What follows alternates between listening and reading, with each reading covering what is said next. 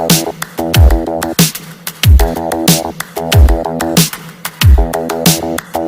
Friends, welcome back to my Trupti food channel. आज मु आपन को मसाला पापड़ रेसिपी करी देखिबी। आपन जदि नुआ करी मो चैनल को आसी थांती ताहले दया करी सब्सक्राइब कर दियंतु, लाइक करंतु आउ आपनकर मतामत मते कमेंट बॉक्स रे जणांतु।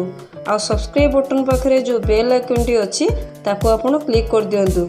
मु जो नुआ नुआ वीडियो अपलोड करिवि आपन तार नोटिफिकेशन पाई परिबे। तो चलंतु फ्रेंड्स, आउ डेरी नक आरंभ करदेवा। ये मु दुईटी पापड़ नहीं ताको देखते ये पीस कर देसी। आम ए पैन ले तेल बसैबा, गरम हो गले को आम पकेबा।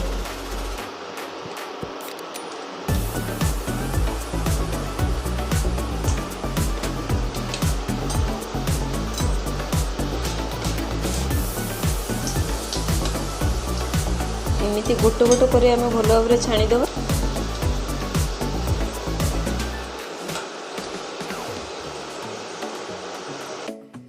देखंतु एबे सब पापड़ छणा ही जाइए। एबे हमें तो छोट छोट पीस कर देबा। एबे मु छोट छोट पीस करके प्याज काट नीचे।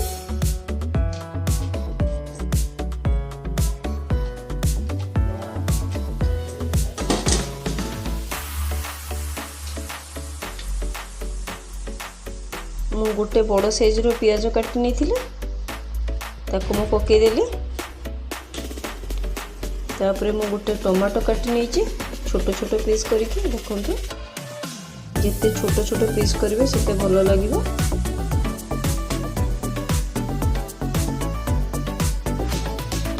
तापरे मु फाड़े काकुड़ी को टिकी टिकी काटिकी रखिथिली। एमती पकेदेवा।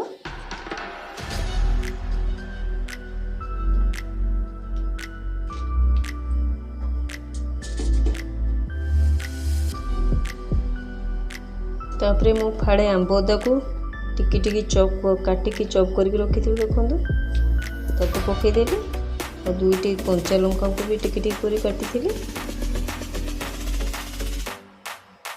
तापरे मु फाड़े गाजर को पूरी रखी थी ताको भी मु पकेदेवी। ये बहुत फास्ट बनी थे, 5 मिनट हो जाए।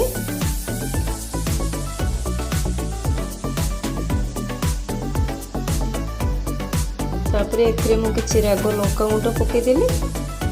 आपण आपन को हिसाब मुताबिक पकेइबे।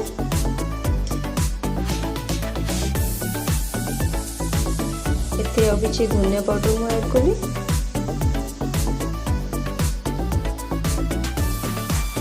तापरे एथिरे मु किछि आमचूर पाउडर और जीरा पाउडर मिक्स करके नीचे तापरे ऐड कर देछि। किसी पेट्रोल ऐड करछि।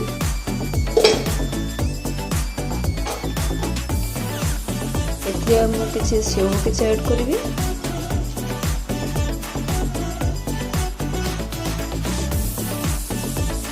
मु तो आहरी टेस्टी करबा पई किसी दही ऐड करी। आपण भी टमाटो सॉस नहीं पारंती, सेटा ऑप्शनल।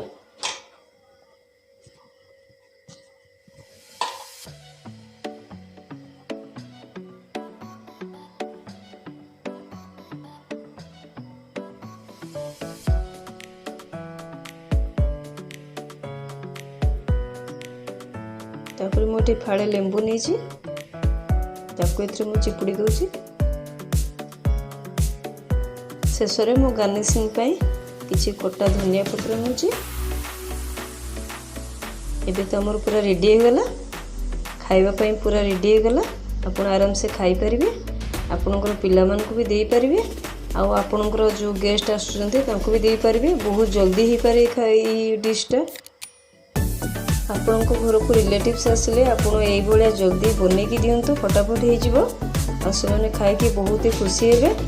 तो मो रेसिपीटी जदि भल लगी थे आपण निहाती लाइक करंतु, सब्सक्राइब करंतु। मो पुणी आउ थरे नुआ वीडियो धरी आपण पाखକୁ आसीबी। सेते पर्यंत रहिली, बाय।